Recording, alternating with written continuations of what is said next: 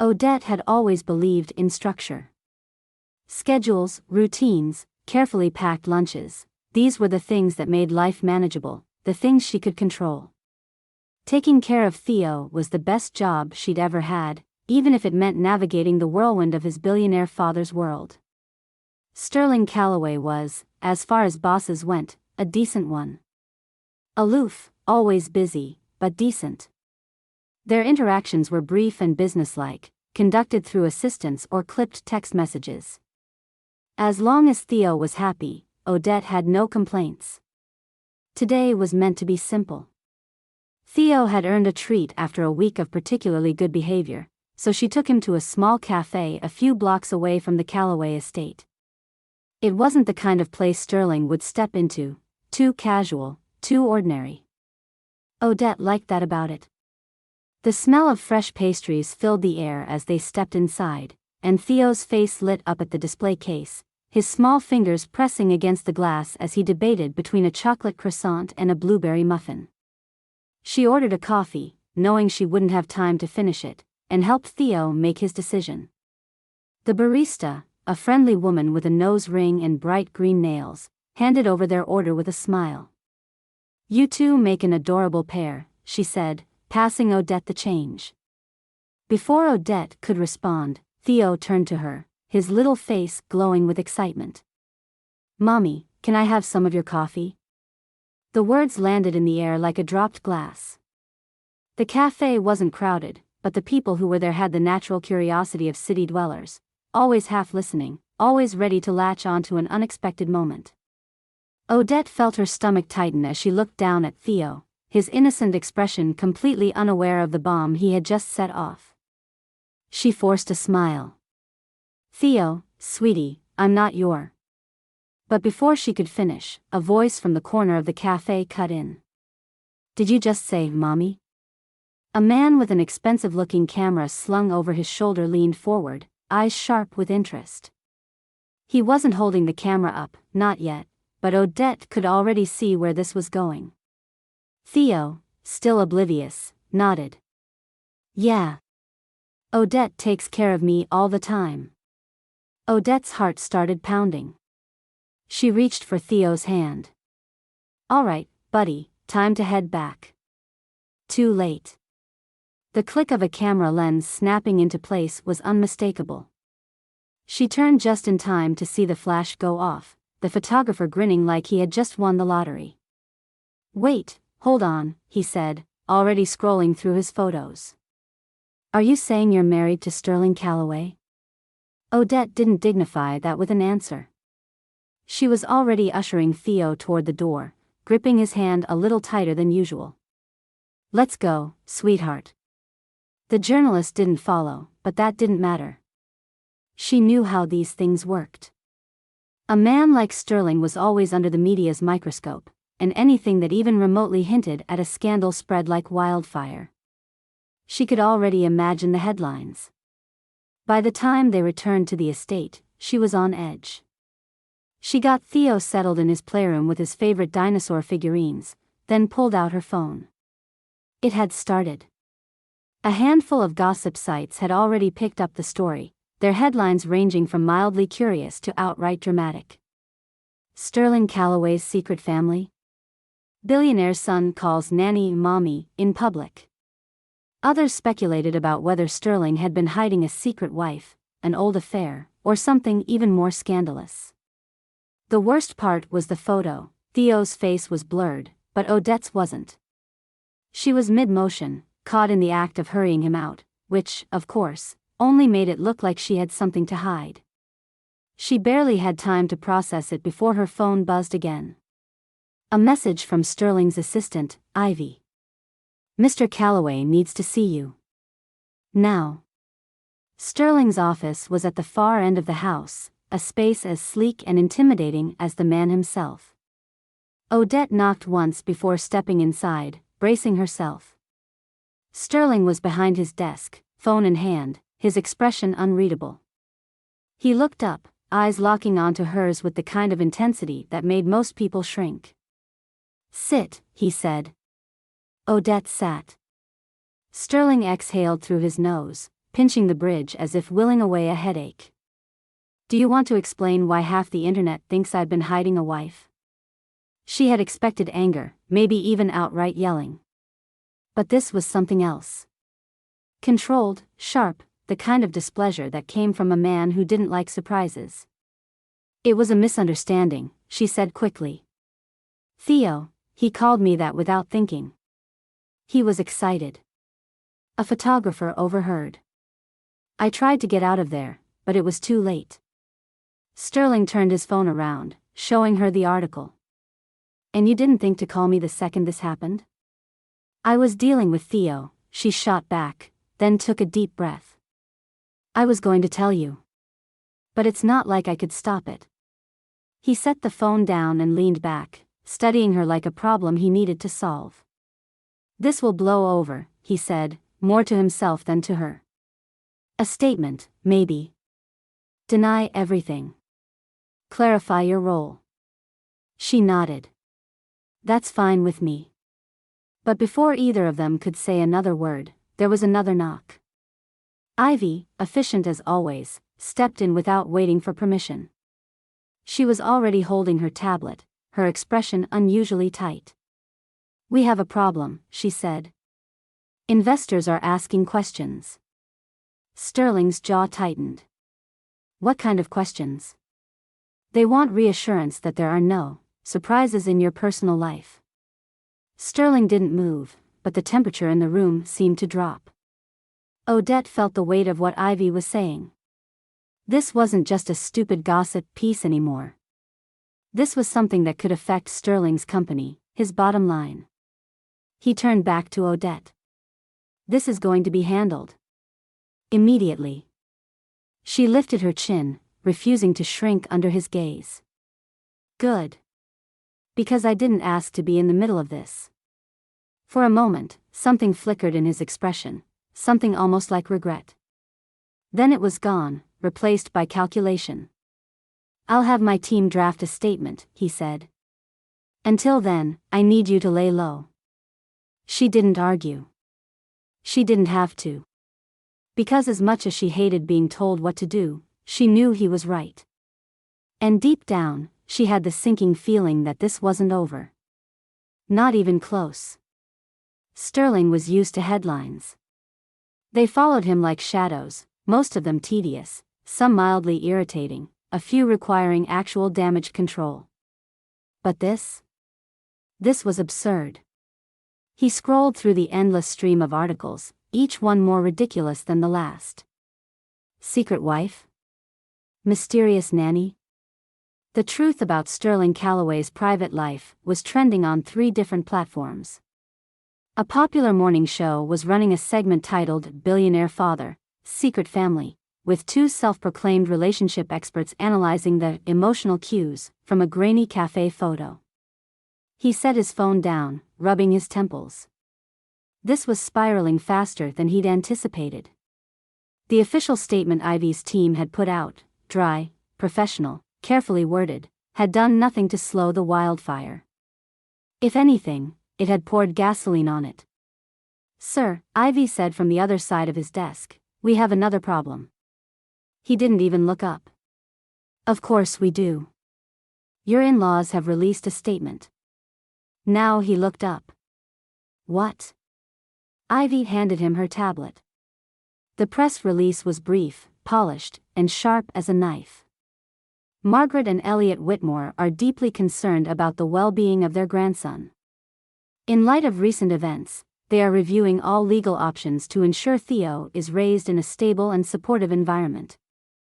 Sterling let out a slow breath, forcing himself to stay calm. They're using this. They've been waiting for something like this. They're calling it an emergency custody review, Ivy said. They're arguing that you, she paused, as if weighing whether to soften the words, then decided against it, are prioritizing your public image over Theo's well-being. Sterling gave a short, humorless laugh. So their solution is to rip him out of his home and parade him around as a legal pawn? Ivy didn't respond. She didn't have to. They both knew this wasn't about Theo. Margaret and Elliot had never approved of Sterling. They had tolerated him when Beatrice was alive, but after her passing, tolerance had turned into thinly veiled contempt. In their eyes, he was too cold, too detached, too wrapped up in his business to be a real father. "I need my lawyers on this now," he said. "Not tomorrow, not in an hour, now." "I already called them." Ivy hesitated. "There's something else." He closed his eyes briefly. "Of course there is." Theo saw something. The words hit harder than expected. Sterling straightened. "What do you mean?" Ivy exhaled. Odette found him looking at a tabloid on one of the housekeeper's tablets. He saw a headline about his real family. Sterling's grip on the tablet tightened. "And?" He asked if he was going to have to leave. The tightness in his chest was unfamiliar. Unwelcome. He forced himself to focus. "Did Odette explain?" "She did her best," Ivy said. "But I think he needs to hear it from you." He nodded, already standing. "Where is he now?" "Playroom." Sterling made his way down the hall, passing the grand staircase, the towering windows overlooking the city. The house was too big, too quiet. It had never felt like a home, not really. But it was Theo's. When he stepped into the playroom, he found Theo sitting on the floor, lining up his toy dinosaurs in an order only he understood. Odette was on the couch nearby, watching him carefully, her expression guarded. She looked up as Sterling entered. "He's been quiet." Sterling crouched beside his son. "Hey, buddy." Theo didn't look up. "Hi." Sterling picked up one of the dinosaurs, turning it in his hands. "I heard you saw something today." Theo nodded. "It said I might have a different family." Sterling swallowed the immediate urge to destroy every tabloid in existence. "That's not true. Your family is right here." Theo finally looked at him. "But they said I might have to go somewhere else." Odette shifted slightly, as if ready to intervene, but she stayed quiet. Sterling kept his voice steady. "No one is taking you anywhere."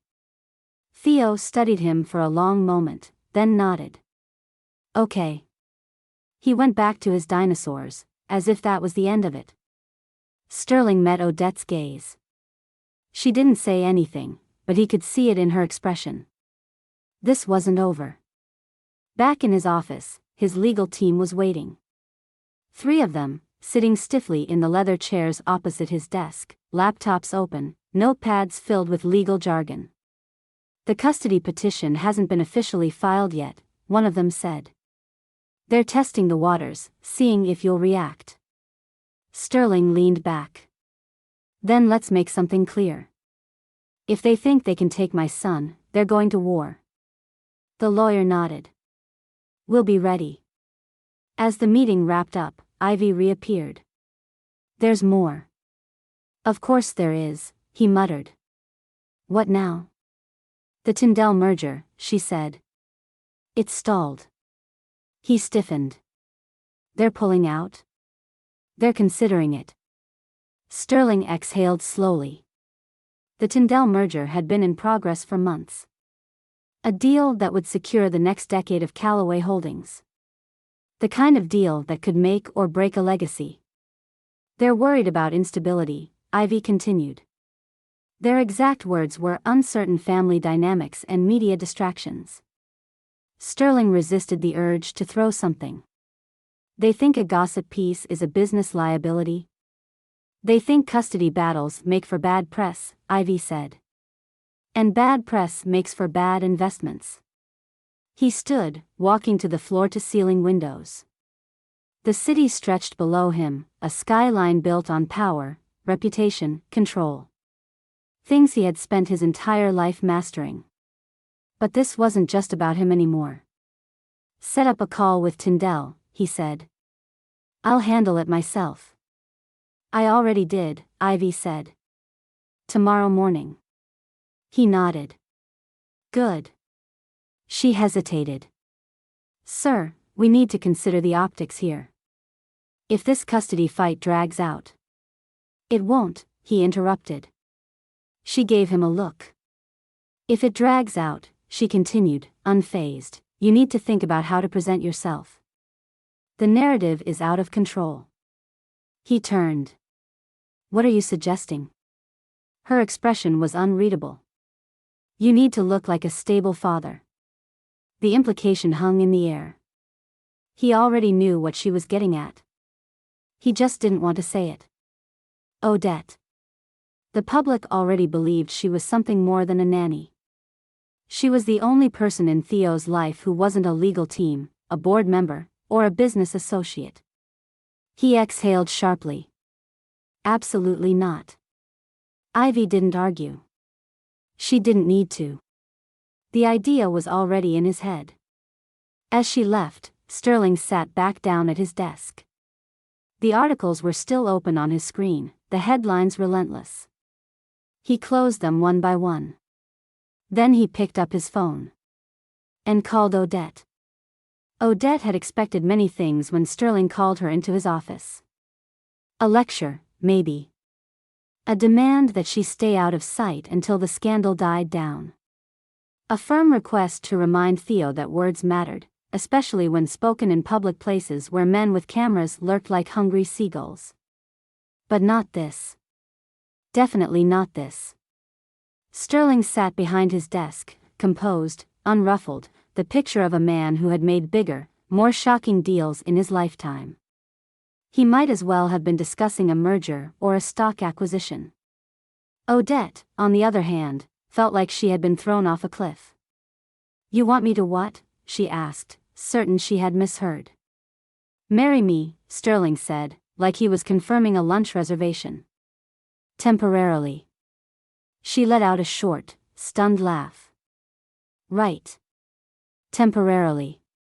6 months. 6 months?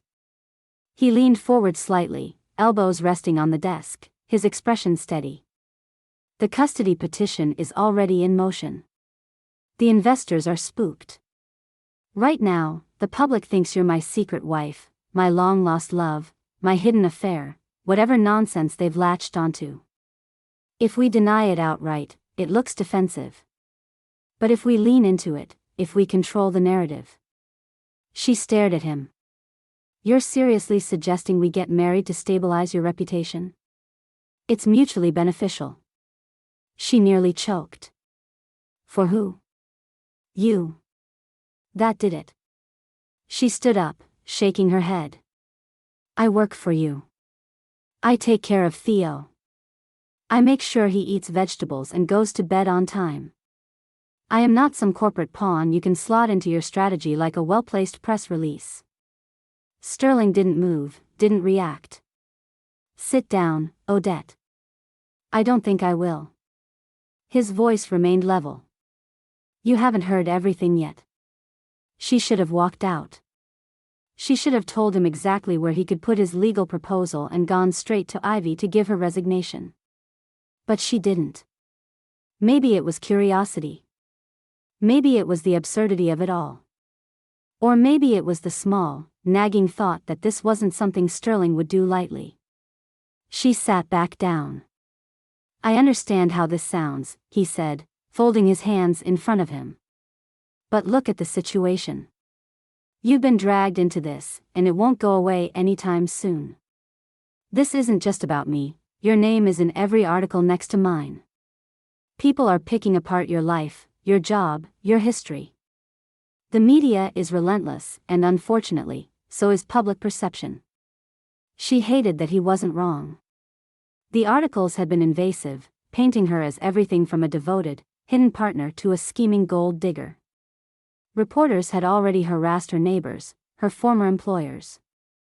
The housekeeper had even mentioned a car parked outside the estate with a long-lens camera sticking out the window like a periscope. Still, she shook her head. So your solution is marriage? The right marriage, he corrected. A structured agreement. A business arrangement. She exhaled through her nose. You are unbelievable. It would be clean. 6 months. No expectation beyond that. We present a stable family image, the custody case weakens, the investors regain confidence, and when the time comes, we part ways with a carefully curated narrative. And then what? She asked. You issue another press release? Sterling Calloway and his beloved wife of 6 months amicably divorce, citing irreconcilable PR strategies? He didn't even blink. Essentially. Odette rubbed her temples. I'm not doing this. You might want to reconsider. She stiffened. Excuse me? I'm not threatening you, he said calmly. But the media storm isn't going to end overnight. And your professional reputation is already taking a hit. That's ridiculous. I'm a nanny. This will blow over, and I'll find another job. Sterling slid a folder across the desk. Take a look. She hesitated, then opened it. Inside were printouts of messages, emails, and responses from potential employers. Given the current controversy, we are unable to consider Ms. Beaulieu for this position at this time. Due to recent publicity, we are moving forward with another candidate. At this moment, we require a candidate with a lower media profile. Her stomach dropped. You had someone dig into my job applications? I needed to know how bad the damage was, he said. Turns out, it's worse than expected. She closed the folder, pressing her fingers against it. This isn't fair. I know. She looked at him then, really looked at him. He didn't seem pleased about any of this. He wasn't gloating, wasn't manipulating. He was presenting a solution, as unthinkable as it was.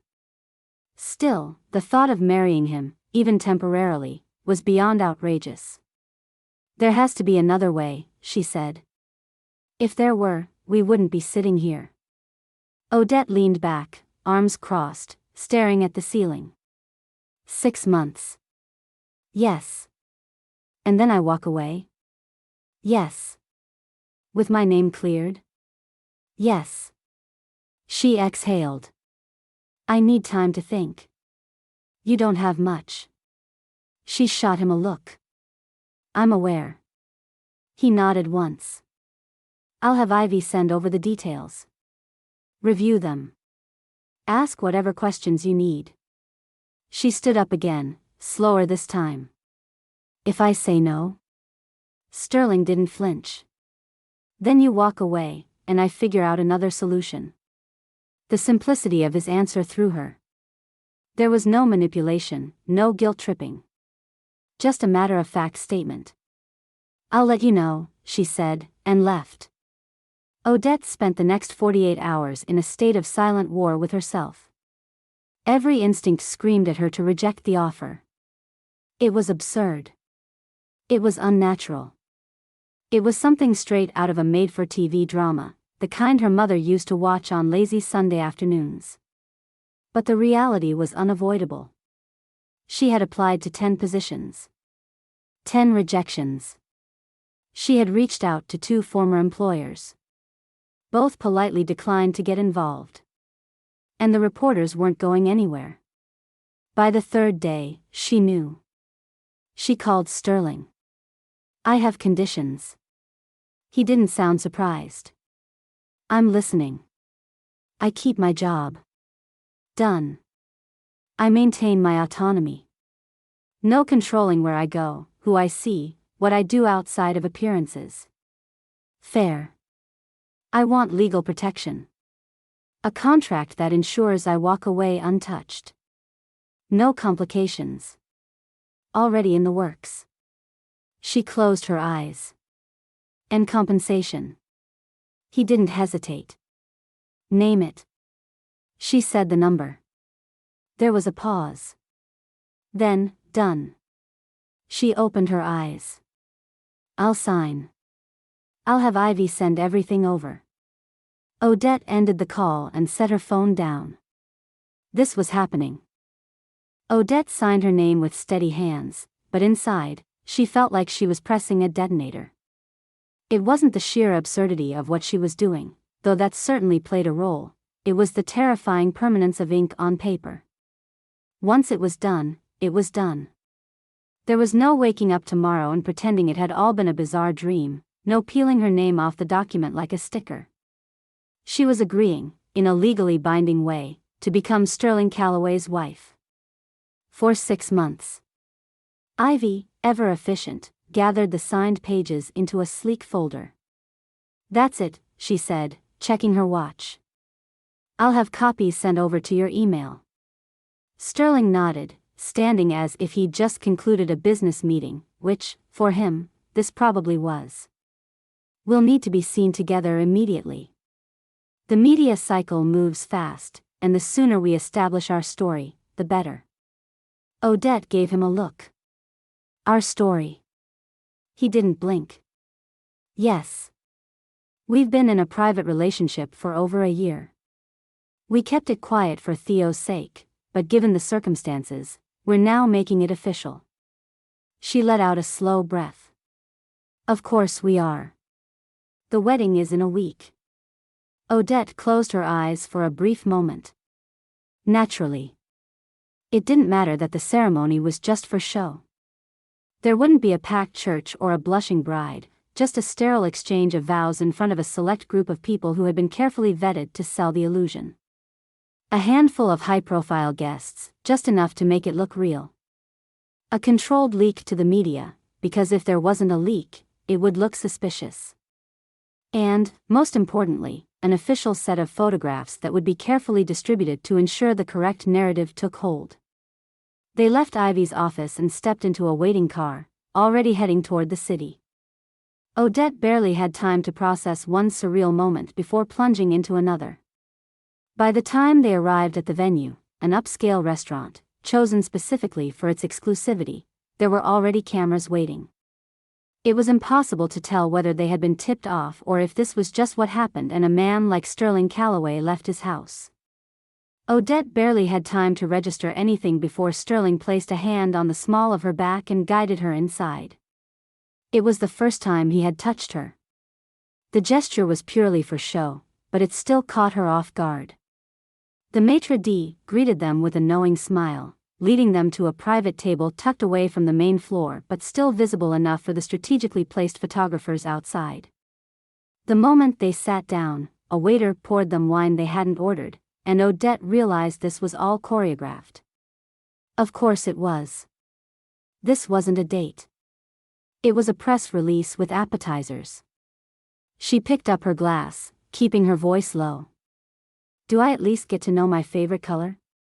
Sterling didn't look up from the menu. "Excuse me?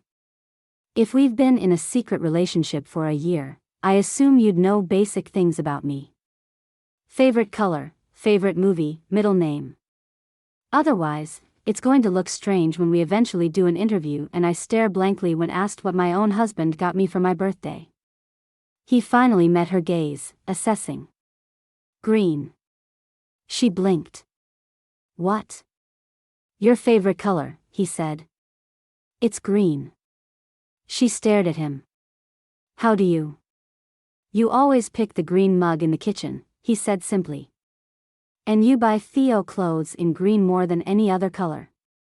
Odette didn't respond. She had been prepared to fake a relationship, not to find out he had been paying attention to anything about her at all. The official announcement went out that night. Carefully worded, it hit all the key points. Sterling Calloway and longtime partner Odette Beaulieu are delighted to announce their marriage. Having kept their relationship private for Theo's well-being, they now look forward to stepping into this new chapter as a family. Odette stared at the words, feeling an odd detachment from them, as if they belonged to someone else entirely. The story spread quickly, picked up by every major media outlet. Within hours, there were articles analyzing their romantic timeline, posts dissecting body language from every public appearance they had shared, and even an op-ed speculating about the impact of a billionaire marrying a nanny. By the next morning, Odette's social media, which she rarely used, had exploded. There were messages from strangers, some congratulatory, some suspicious, some downright bizarre. People who were suddenly invested in a love story that didn't exist. Theo, at least, was thrilled. She found him in the playroom, clutching his dinosaur figurines, his face lit up with excitement. Are we really a family now? Odette knelt down beside him, brushing a curl from his forehead. We've always been a family, sweetheart. He grinned. But now it's official? She hesitated for half a second, then nodded. Yes, it's official. Sterling watched the exchange from the doorway, saying nothing. When Odette finally met his gaze, his expression was unreadable. He had gotten what he wanted, a stable family image, a controlled narrative, a way to protect his custody case. She had gotten what she had bargained for, financial security, legal protection, a clean slate once it was over. And yet, as Theo beamed up at her, something about it felt profoundly irreversible. Odette had always considered herself adaptable. She had handled fussy toddlers, difficult parents, chaotic school pickups, and dinner-time negotiations that rivaled international peace treaties. But nothing had prepared her for this. The dress was too tight. The shoes pinched. The jewelry on loan from some designer she had never heard of was so heavy it felt like a financial liability hanging from her ears. Yet none of that compared to the suffocating awareness that every eye in the room was watching her, some with thinly veiled curiosity, others with open scrutiny. The gala was Sterling's first official appearance since their wedding, a charity event filled with impossibly well-dressed people who floated from conversation to conversation as if they had been born knowing which fork to use and which scandals to whisper about between sips of champagne. Odette, on the other hand, was acutely aware that she did not belong. You're overthinking it, Sterling murmured beside her, not looking at her but sensing her discomfort all the same. Odette gave him a sharp smile. That's easy to say when you've done this your entire life. His mouth twitched, almost amused. Smile. There's a photographer to your left. She did, though it felt unnatural. The camera clicked. Somewhere in a newsroom, an article was already being drafted about how effortlessly they fit together. As the evening went on, people approached, their smiles polite but their words carefully measured. How lovely to finally meet you, said a woman in an emerald dress that looked like it had been stitched together by the gods. Sterling has kept you such a secret. Odette returned the smile. We valued our privacy. And you were his son's nanny, correct? There it was. The first thinly veiled jab. Odette held her expression steady. Yes. And now I'm his wife. The woman blinked, as if she hadn't expected her to be so direct. Then she let out a light laugh, the kind reserved for people who considered themselves above discomfort. Well, how wonderful. Odette excused herself before she said something regrettable. The interviews came next.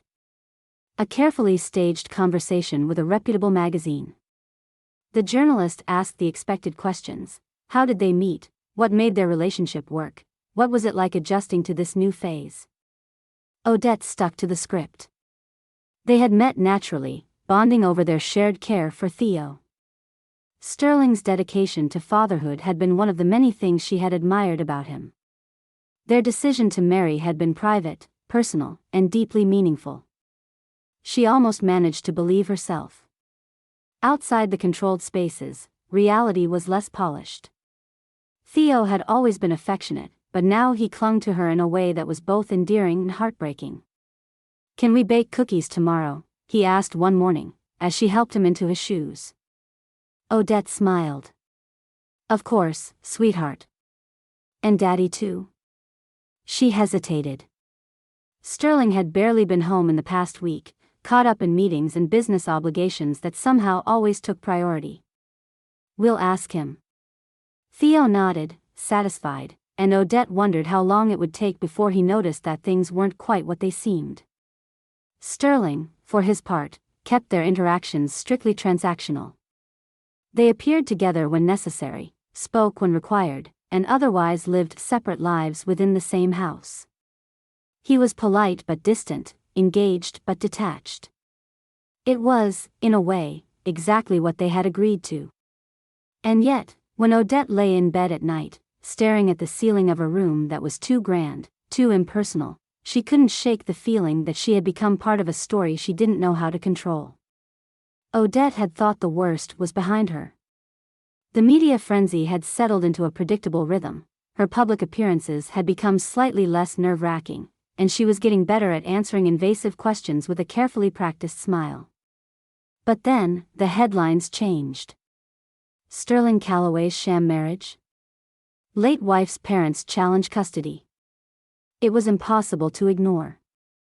Every article dissected the timeline of their relationship, questioning the legitimacy of the marriage and quoting sources who claimed the wedding had been rushed for suspicious reasons.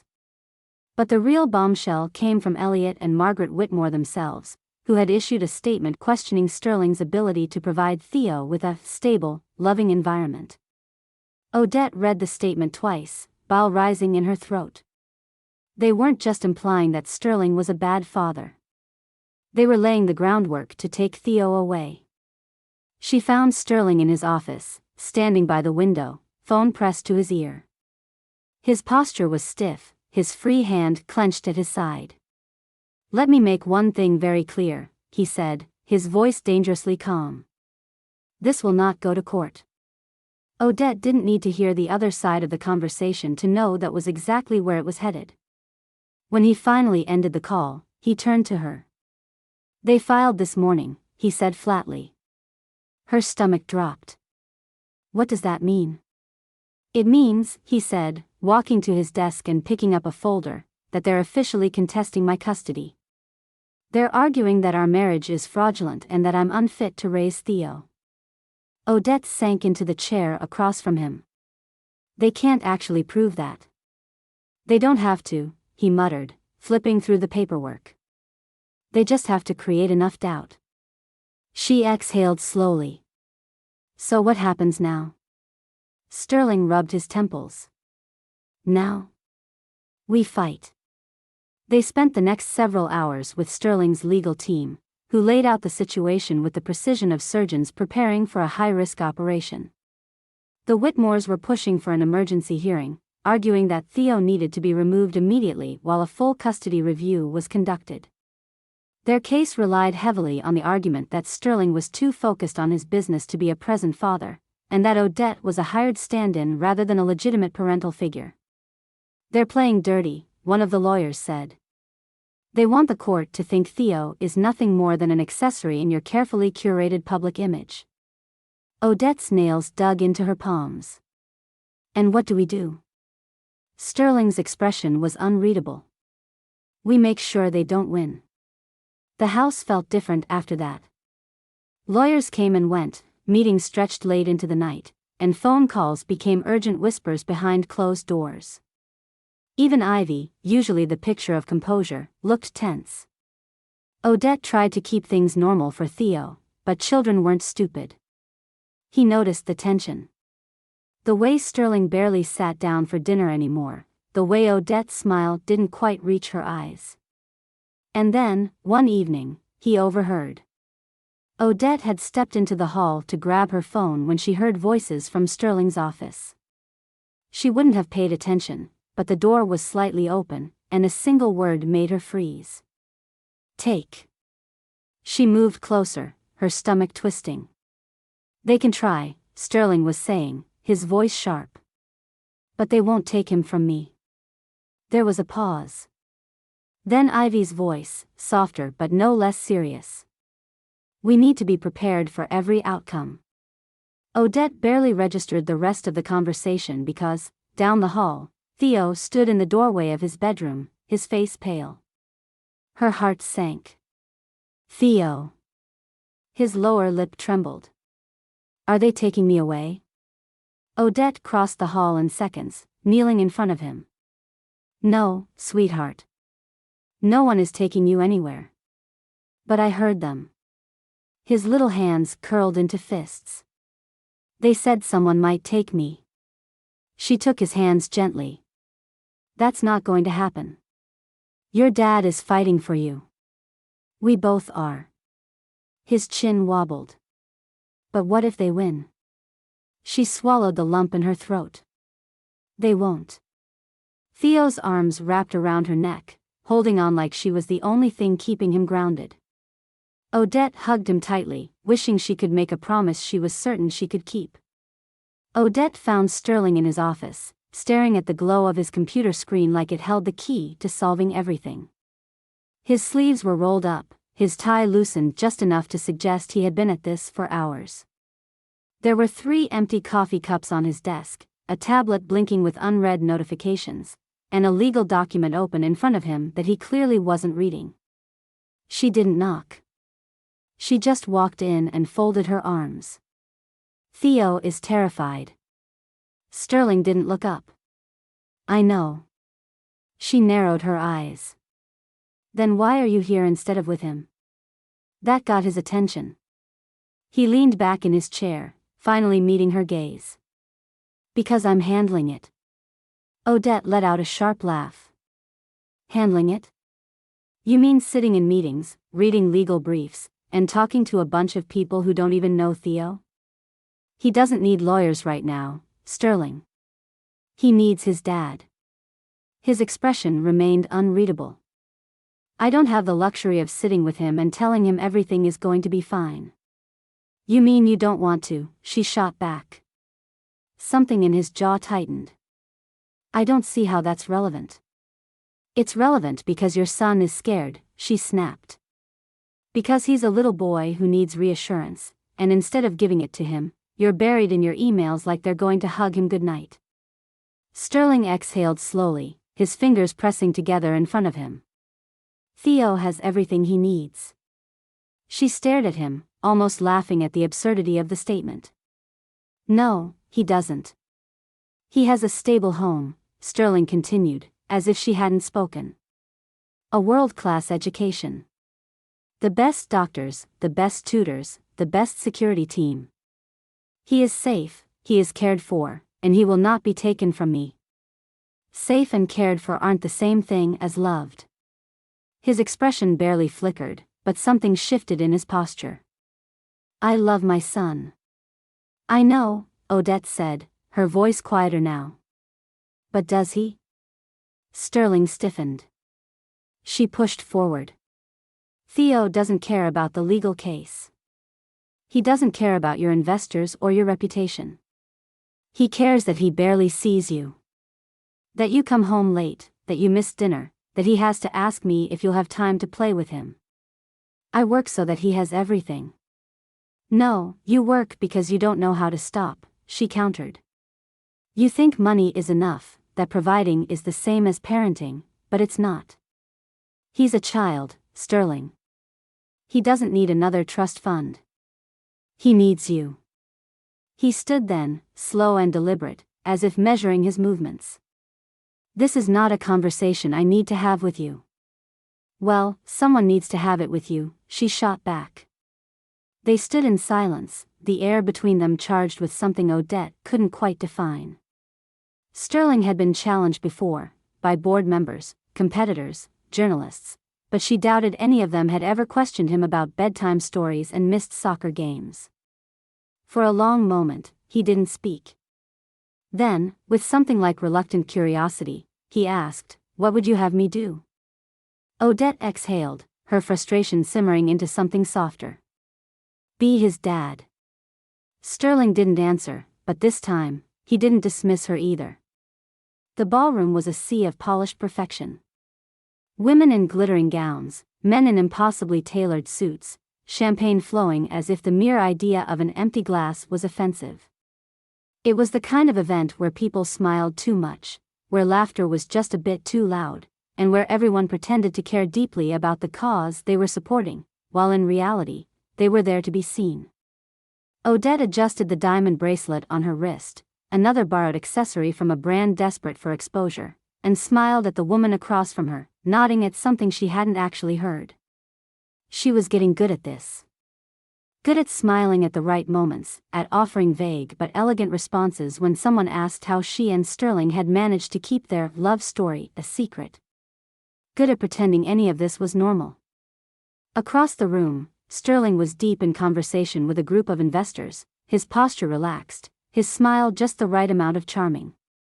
She knew that version of him well, the one who could convince anyone of anything, the one who never looked uncertain or unprepared. A waiter passed by, and Odette reached for a glass of champagne, but before she could take a sip, a voice cut through the air, sharp and direct. "Odette, isn't it?" She turned and found herself face to face with a reporter whose name she couldn't remember, but whose face had been plastered across enough gossip segments to make her stomach tighten. She forced a polite smile. "I'm sorry, I was just..." "It's been so fascinating watching your story unfold," the woman interrupted, smiling as if they were old friends. "No one saw this coming. A billionaire falling for his son's nanny, it's like something out of a movie." Odette resisted the urge to correct her. That was the entire point, after all, to make sure everyone believed exactly that. "How did you keep it a secret for so long?" the reporter pressed. "A relationship like this, under constant scrutiny? That must have been difficult." Odette's grip tightened around the glass. "We valued our privacy." "Of course," the reporter said smoothly. "But surely there were challenges. I mean, it must have been quite the shift, one day an employee, the next his wife." "What was the hardest part of that transition?" "It was a trap. She knew it the way a deer knows a hunter is nearby. If she said it had been easy, they would call her a liar. If she admitted it had been difficult, they would pick apart every word, searching for inconsistencies. "I suppose it was just adjusting to the attention," she said finally. "Sterling and I never sought the spotlight, but we understand it comes with the territory." The woman tilted her head. "And when did you know that he was the one?" Odette's throat went dry. She had rehearsed answers for everything: how they met, why they had kept things private, what they loved about each other. But she had never rehearsed the moment when someone would ask her about something real. "I think," she said, carefully, "I always knew Sterling was someone I admired. Someone who cared deeply about his family. That's what drew me to him. It wasn't a lie. It just wasn't the truth either." The reporter smiled, but there was something in her eyes that made Odette's stomach twist. Across the room, Sterling was shaking hands with someone who did not look as charmed as the others. The man leaned in, speaking too low for anyone else to hear, but Odette could see the tension in Sterling's shoulders. The investor's voice was clipped, his expression unreadable. "You expect us to believe this marriage is real?" Sterling barely blinked. "I don't particularly care what you believe." The man gave a short, humorless laugh. "Come on, Calloway. A whirlwind romance, a sudden marriage, all right before a custody battle? It's convenient." Sterling exhaled slowly. "It's private." "That's a nice sentiment," the investor said. "But privacy isn't an option when people are trusting you with their money. If there's instability in your personal life, it raises questions about your business decisions." Sterling's jaw tightened. "My marriage has no effect on my company." The man smiled in a way that suggested he disagreed. "See that it doesn't." By the time Odette found Sterling, the party was winding down. The music was softer, the crowd thinning, the air heavy with the scent of expensive perfume and too much champagne. She could tell immediately that something was off. "What happened?" she asked, keeping her voice low. Sterling took a sip of his drink, his expression unreadable. "Nothing that concerns you." She let out a short laugh. "Right.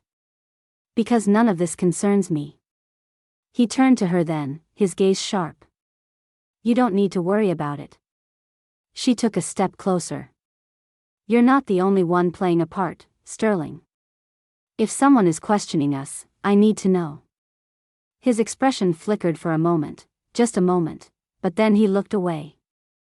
"It's handled." It wasn't. She knew it, and he knew she knew it. She didn't press further. She didn't need to. Because suddenly, the weight of all of it hit her at once. The constant scrutiny, the rehearsed answers, the fact that her life no longer belonged to her. Every word she spoke had to be measured, every step calculated. She had no privacy, no autonomy, no real say in anything. She didn't know who she was anymore. That night, back at the house, she sat at her desk, staring at a blank document on her laptop. Then she typed the words, "Resignation letter." She didn't overthink it. She didn't hesitate. She just wrote. By the time she finished, her hands were shaking. Theo wasn't supposed to see the letter. Odette had left it on her desk, folded but not hidden, because she had planned to send it in the morning. She had spent all night debating whether she was making the right decision, but the longer she sat in that house, the more certain she became. This wasn't her life. It wasn't a marriage. It was a transaction, and she had let herself believe, even for a second, that she was something more than a carefully placed pawn. She should have locked her door. She should have tucked the letter away. But she hadn't, and now Theo stood in front of her, clutching the paper in his small hands, his face pale with panic. "You're leaving?" His voice was so small it barely registered. Odette's stomach dropped. "Theo." He shook his head, eyes already brimming with tears. "But you're my mom now." The words hit her like a punch to the chest. "Oh, sweetheart, no," she said quickly, kneeling in front of him. "I'm not leaving you. I would never leave you. But you wrote it." He shoved the letter toward her, his little hands trembling. "You wrote that you're leaving. Why?" Her throat felt tight. "It's complicated." "Then make it not complicated." His voice cracked, and suddenly, he was throwing himself at her, arms wrapped tightly around her neck, holding on like she might disappear if he let go. "Please don't go. I'll be good. I promise. I won't say dumb things to reporters anymore. I won't." Odette pulled him back just enough to cup his face. "Theo, no. This isn't your fault." His chin wobbled. Then why? She could lie. She could tell him that everything was fine, that she had just been upset and wasn't actually going anywhere. But Theo had already had enough people lie to him in his short life. So she told him the truth. Or at least, the part of it he could understand. "This isn't really a marriage," she said softly. "It's something your dad and I agreed to so we could keep you safe." Theo blinked. "But you love us." She swallowed. "I love you." He clung to her again. "Then stay." Odette closed her eyes, exhaling slowly. "I need to talk to your dad." Theo nodded against her shoulder. "Make him fix it." Sterling was in his office, because of course he was. It was nearly midnight, but work never stopped for him, not when there were deals to finalize, calls to return, reputations to protect. She didn't bother knocking. He looked up when she walked in, taking in her expression. "What happened?" She tossed the letter onto his desk. "Theo found this." His brow furrowed as he glanced at it. "You wrote a resignation letter." "Yes." He sat back, studying her. And he begged me not to go." Sterling's jaw tightened slightly. "That's understandable." "Is it?" she snapped. "Because that little boy is terrified that I'm going to disappear from his life, and frankly, I don't know how to tell him that might be true." Sterling was silent for a long moment. "You want out." She folded her arms. "I want the truth." His expression didn't change. "About what?" Odette let out a sharp, humorless laugh. "Don't do that. Don't act like you don't know exactly what I'm asking." Sterling exhaled through his nose. "Odette. Why did you really marry me?" His fingers drummed lightly against the desk. "You know why." "No," she said, shaking her head. "I know the version you fed me. The one where this all made sense because of the scandal, the optics, the custody case. But that doesn't explain why everything was so easy. The contract was drawn up in days, your PR team already had statements ready, the entire thing was too, she stopped, inhaling sharply. Too convenient. Sterling didn't answer. Her pulse pounded in her ears. How long before Theo called me Mommy, in that cafe, did you decide you needed to get married? His silence was answer enough. Odette's hands curled into fists. You were already planning it. Sterling leaned forward, forearms resting on the desk. My legal team had started discussing options. You were the obvious choice.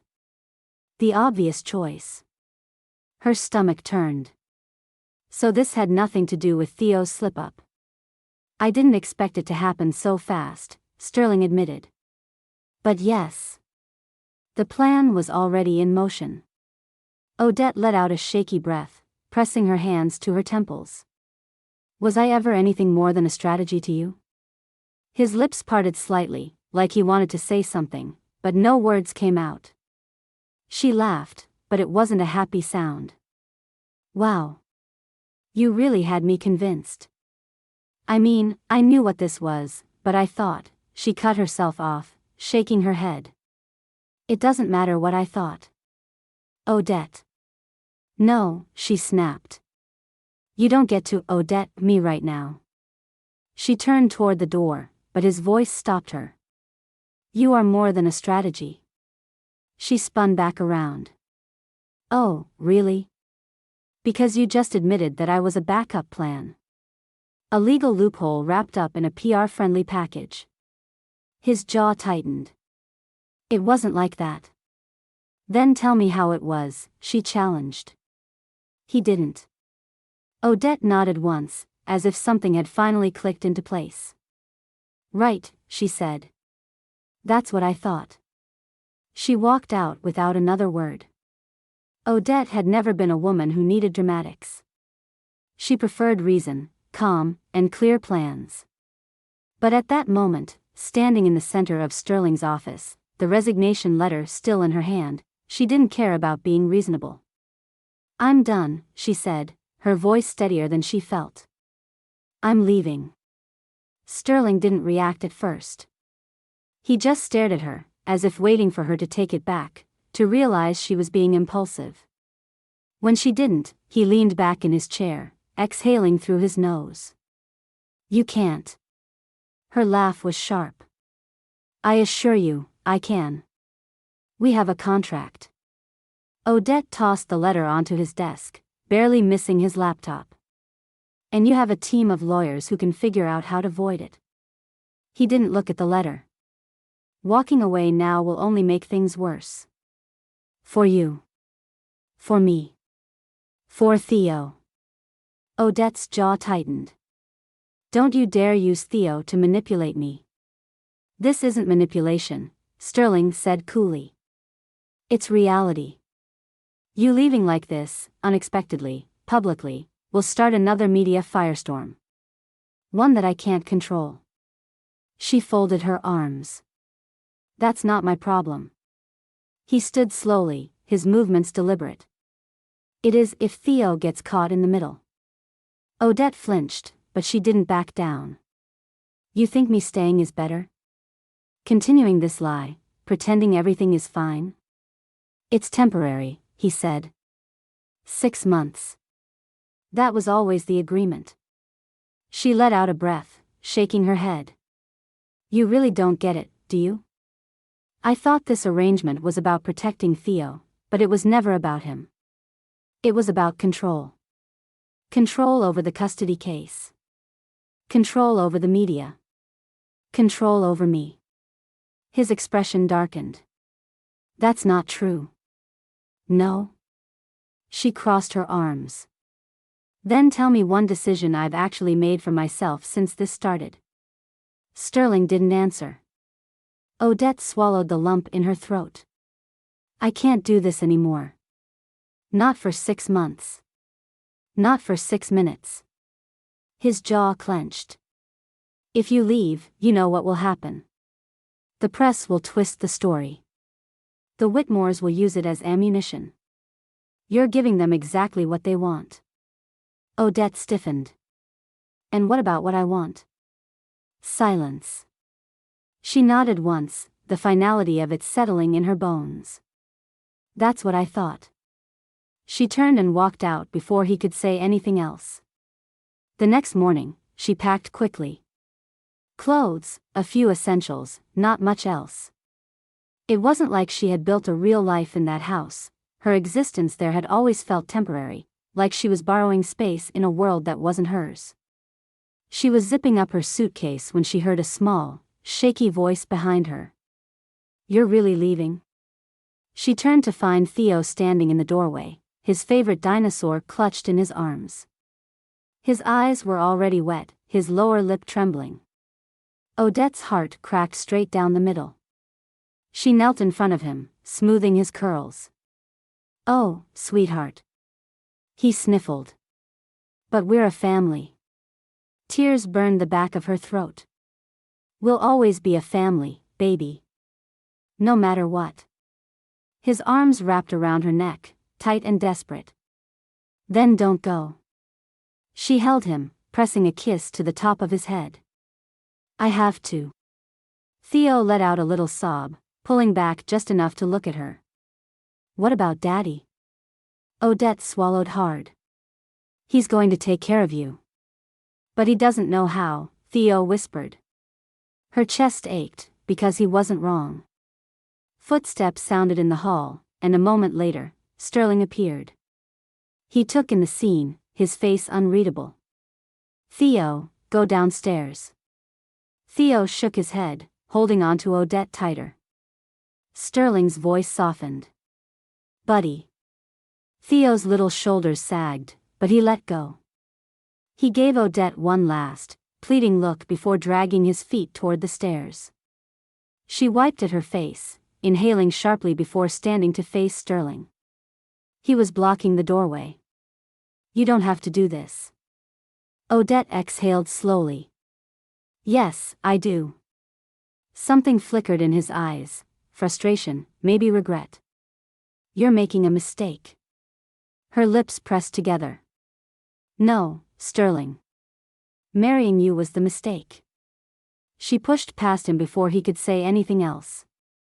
The driver didn't ask questions when she climbed into the car. The gates of the Calloway estate shut behind her, closing off a chapter of her life she hadn't meant to write in the first place. It took 3 days for the press to catch wind of her departure. Headlines speculated about trouble in paradise, about the cracks in the perfect family image. Pundits debated whether the marriage had ever been real. It didn't matter. What mattered was that Odette was on her own, for the first time in months, and she had no idea what came next.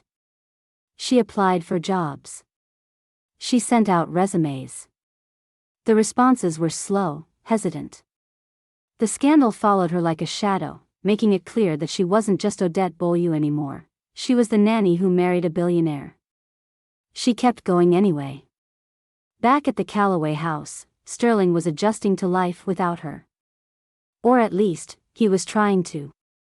Theo had always gravitated toward Odette. He had trusted her, confided in her, turned to her for comfort. Now, he barely spoke to Sterling at all. Dinners were quiet. Mornings were tense. There were no bedtime stories, no playful arguments about dinosaur names, no whispered reassurances that everything would be okay. Theo wasn't just missing Odette. He was mourning her. Sterling had known this would be difficult. He just hadn't realized how much. The custody case pressed forward, and without Odette in the picture, his position was weaker. The Whitmores had exactly what they needed, proof that his marriage had been a sham, that his home was unstable. His lawyers warned him that things weren't looking good. For the first time in his life, Sterling wasn't sure he could fix this. Sterling had spent his entire life controlling the narrative. He had built an empire on precision, numbers, strategies, calculated risks. Every decision was measured, every move deliberate. But this was different. This was the one thing he couldn't fix with spreadsheets and well-crafted press releases. The cameras flashed wildly as he stepped onto the podium, a dozen microphones lined up in front of him. The room was packed, reporters, analysts, investors, even a few of his own employees, all waiting for him to say something that could either salvage or completely destroy his reputation. He took a breath, steady but not deep.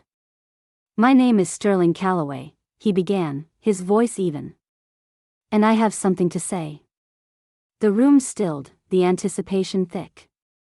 "I entered into a marriage arrangement with Odette Beaulieu," he said, watching as the murmurs rippled instantly through the crowd. "At the time, I believed it was the best course of action to protect my son and my legal position as his father. I won't insult your intelligence by pretending it was something it wasn't. It was calculated. It was strategic. And it was wrong." More whispers, more frantic note-taking. He let them process it before continuing. "But here's what I didn't expect. Odette became more than a name on a contract.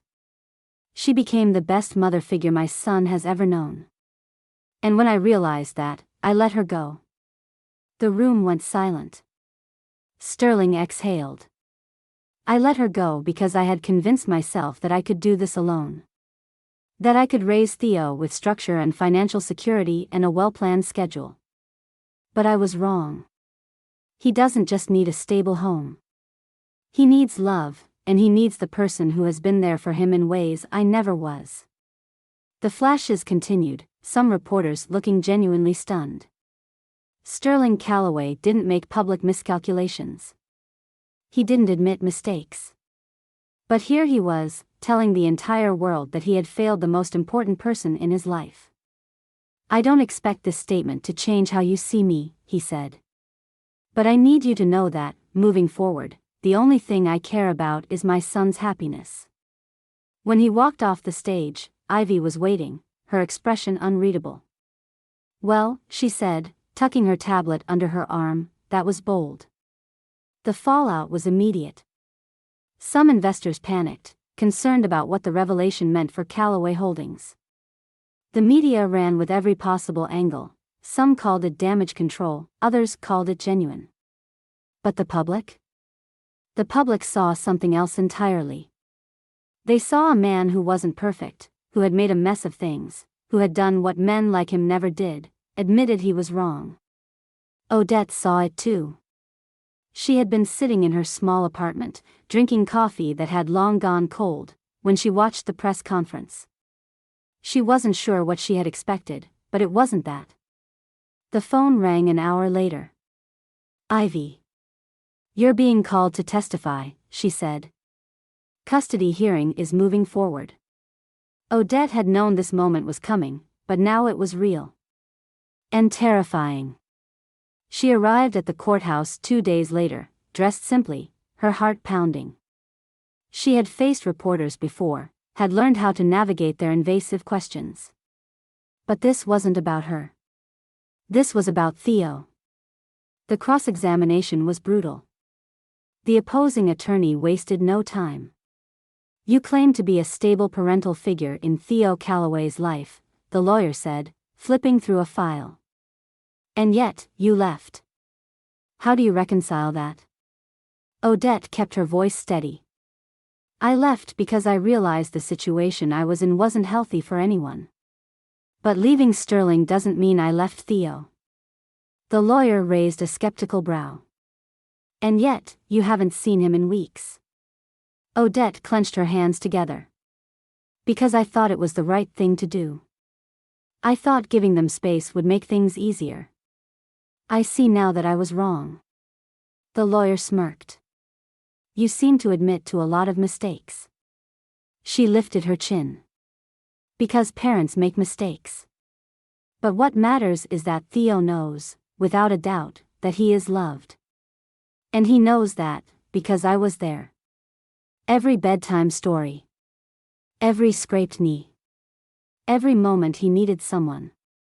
The opposing attorney opened his mouth, but Odette didn't let him interrupt. "I was there," she repeated, voice strong. "And I want to keep being there." In the back of the courtroom, Theo sat between a court-appointed guardian and Sterling. He was too young to fully understand what was happening, but he could tell it was important. He kept looking between them, his small hands fidgeting. Sterling watched him, something twisting in his chest. An hour later, he stood up in front of the judge. "I am stepping down as CEO of Callaway Holdings." The words stunned the entire courtroom into silence. Even his own lawyers looked blindsided. "I've spent my entire life building an empire," he continued, his voice measured. "But it means nothing if my son doesn't know me." Elliot and Margaret exchanged glances. They had prepared for a battle, had armed themselves with legal teams and public perception, but they hadn't prepared for this. They hadn't expected Sterling to choose fatherhood over his legacy. Margaret, who had been so certain Sterling wasn't fit to be a parent, exhaled slowly. "We need to talk." When the final agreement was signed, Sterling and Odette walked out of the courthouse together. "Theo stays with me," Sterling said, his voice softer now. "But you'll have joint guardianship. He needs you." Odette searched his face, waiting for the catch. There wasn't one. "He needs you too," she said. Sterling looked over at Theo, who was waiting by the car, his little face uncertain. "I know," he said. "And I'm ready." He wasn't sure if that was entirely true, but for the first time, he wanted to be. The thing about life, Odette had learned, was that it never unfolded the way you expected it to. If someone had told her a year ago that she would marry a billionaire, become tabloid fodder, and then quietly annul said marriage only to end up sharing custody of his son, she would have assumed they were describing the plot of a particularly unhinged romantic comedy. And yet, here she was. The paperwork had been finalized months ago. No fanfare, no headlines, just a quiet meeting in a law office where she and Sterling had signed the documents that officially dissolved their marriage. The public had long since lost interest. The scandal had been replaced by new ones, fresher ones that involved actual affairs and secret offshore accounts. What mattered now was Theo. Co-parenting was an experiment in patience. They had fumbled at first, missed pickups, scheduling conflicts, the occasional passive-aggressive email about bedtime routines, but eventually, they found a rhythm. Sterling had surprised her by actually trying. He showed up when he said he would, learned how to pack a lunch that wasn't just protein bars and imported fruit, and even figured out which dinosaur names Theo was currently obsessed with. Theo flourished. Gone was the nervous little boy who had clung to her in doorways, terrified she might vanish. Now, he laughed easily, ran ahead at the park without looking over his shoulder every 2 seconds, and rattled off stories about my dad and me with a kind of confidence that had once seemed impossible. One evening, as Odette was tucking him into bed, Theo curled into his pillow and grinned at her. "I always knew you were my real family." She brushed a curl from his forehead, warmth spreading through her. "Oh yeah?" He nodded sleepily. "Even before you married Daddy, I knew." Her heart ached in the best way possible. "I love you, Theo." He yawned. "I know." Sterling had been listening from the hallway. He didn't say anything when Odette stepped out, but something in his expression was softer, less guarded. She had made the right decision. Her new job was nothing glamorous. No luxury estates, no security details. Just a small but respected nonprofit that specialized in early childhood education, a position that felt right in a way nothing else ever had. She still saw Theo almost every day, still got calls from Sterling asking if a certain cough was normal or if she had a preferred method for dealing with bad dreams. Sterling was adapting too. He had walked away from his empire, stunning the business world. Instead of mergers and acquisitions, his days were now filled with soccer practices, school drop-offs, and the occasional existential crisis over how to properly discipline a 6-year-old.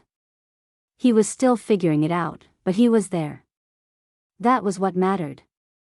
Somewhere along the way, he had started using his money for something other than power. A new initiative for single parents.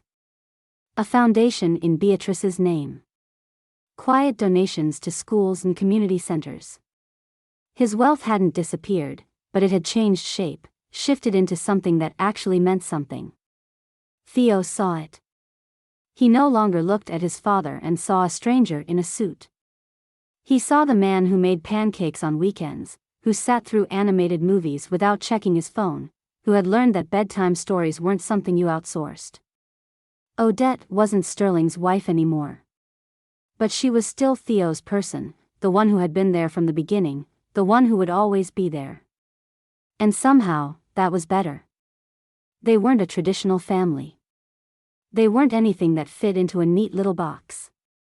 But they were something real. Something that finally made sense.